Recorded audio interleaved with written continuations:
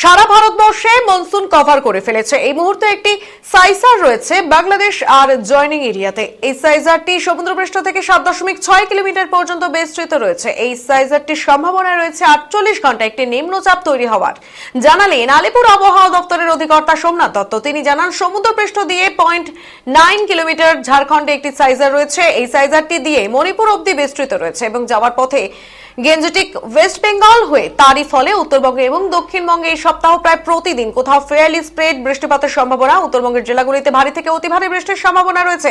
3রা জুলাই থেকে 6 জুলাই পর্যন্ত পশ্চিমবঙ্গের সব জেলাতেই বৃষ্টিপাতের সম্ভাবনা রয়েছে। 75% দূরে বৃষ্টিপাতের সম্ভাবনা গোটা পশ্চিমবঙ্গে। 7 জুলাই উত্তরবঙ্গের সব জেলাতেই হোয়াইট স্প্রেড বৃষ্টিপাতের সম্ভাবনা। দক্ষিণবঙ্গের সব জেলাতেই ফেয়ারলি হোয়াইট স্প্রেড বৃষ্টিপাতের সম্ভাবনা। 8 তারিখ এবং 9 তারিখ উত্তরবঙ্গে হোয়াইট স্প্রেড বৃষ্টিপাতের সম্ভাবনা এবং দক্ষিণবঙ্গে বৃষ্টিপাতের পরিমাণ কমার সম্ভাবনা। সতর্কতা বলতে আজ উত্তরবঙ্গের কমলা সতর্কতা জারি করা হয়েছে। ভারী থেকে অতি ভারী বৃষ্টি উত্তর দিনাজপুর এবং জলপাইগুড়িতে, দার্জিলিং এবং আলিপুরদুয়ারে এবং এছাড়া উত্তরবঙ্গের অন্যান্য জেলাগুলিতে হলুদ সতর্কতা দেওয়া হয়েছে। দক্ষিণবঙ্গে আজকে হলুদ সতর্কতা জারি করা হয়েছে পুরুলিয়া, বাঁকুড়া এবং মেদিনীপুরে।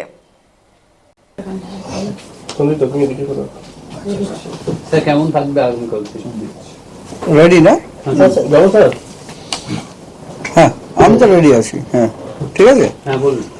ওকে, তো আগামী মনসুন তো অলরেডি আমাদের সারা ভারতবর্ষে মনসুন কভার করে গেছে। এটা তো গতকাল আপনারা খবরও দেখেছেন। তো একটা সাইসার আছে আপনার বাংলাদেশ এবং অ্যাডজয়নিং এরিয়াতে। ওর সেন্টারটা মোটামুটি বাংলাদেশে আছে, তবে ওই সাইসারটা আপনার সমুদ্রপৃষ্ঠ থেকে 7.6 কিলোমিটার পর্যন্ত বিস্তৃত আছে এবং ওই সাইসারটা আপনার সাউথওয়ার্ড টিল্ট করছে। এখন এই সাইসারটা 1.5 কিলোমিটার থেকে 7.6 কিলোমিটার। এখন অ্যাজ অন টুডেস ডে হয়তো এটা একটু বলা মুশকিলের ব্যাপার আছে, তবে বলা যায় না এই সাইসারটাই হয়তো ধরুন 24 ঘন্টা বা 48 ঘন্টা বাদে সমুদ্রপৃষ্ঠে ডিসেন্ড ডাউন করে গিয়ে একটা লো প্রেসার হয়ে গেল। তবে এটা হবেই, সেটা এই মুহূর্তে বলার মতো পজিশন আমাদের নেই। তবে এই সম্ভাবনাকে আমরা উড়িয়েও দিতে পারি না আর কি। এটা এরকম অনেক সময় হয়েছে মনসুন সিজনে।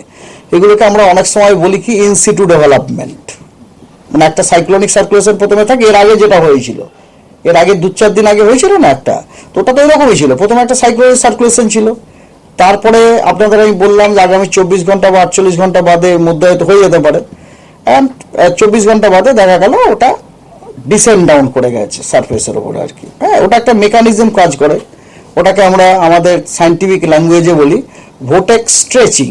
ওটা কিছু না, আপনি ডট পেনের ইয়ে দেখেছেন, স্প্রিং দেখেছেন, ডট পেনের স্প্রিং। আপনার একটা স্প্রিং আছে মনে করুন, এই স্প্রিংটার নিচের পোর্শনটাকে জাস্ট নিচে টেনে দিন আপনি, টেনে দেওয়ার সাথে দেখবেন স্প্রিংয়ের ওখানে একটা ঘূর্ণন হয় আর কি।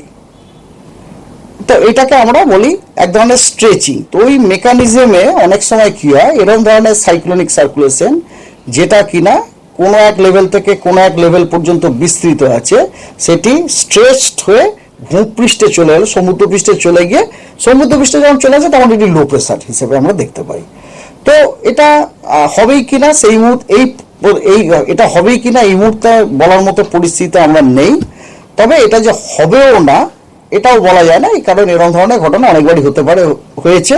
তো দেখা যাক আগামী 24 ঘন্টা 48 ঘন্টাতে সিচুয়েশন কি করে। This is one synoptic situation আমাদের রিজনের জন্য যেটা ইম্পর্টেন্ট।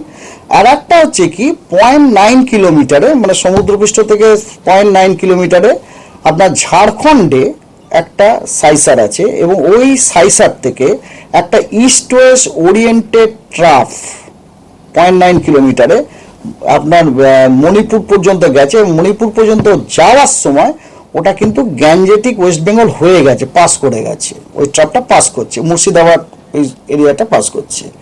তো তার ফলে আমাদের দক্ষিণবঙ্গ এবং উত্তরবঙ্গ এই সপ্তাহতে প্রায় প্রতিদিনই আইদার ফেয়ারলি হোয়াইট স্প্রেড বা হোয়াইট স্প্রেড রেনফল হওয়ার সম্ভাবনা আছে এবং উত্তরবঙ্গের জেলাগুলিতে অ্যাজ ইউজুয়াল আপনার very heavy rainfall, heavy to very heavy রেনফলের সম্ভাবনা আছে।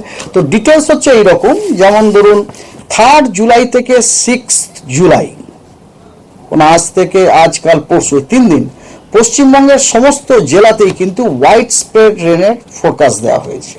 That means more than 75% of the reason are likely to receive rainfall, হালকা মাঝারি যাই হোক।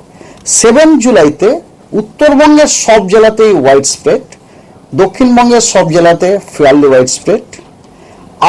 8 এবং 9 জুলাইতে উত্তরবঙ্গের সব জেলাতে ফেয়ারলি হোয়াইট স্প্রেড, দেখুন রেনফলটা কমে আসছে কিরকম।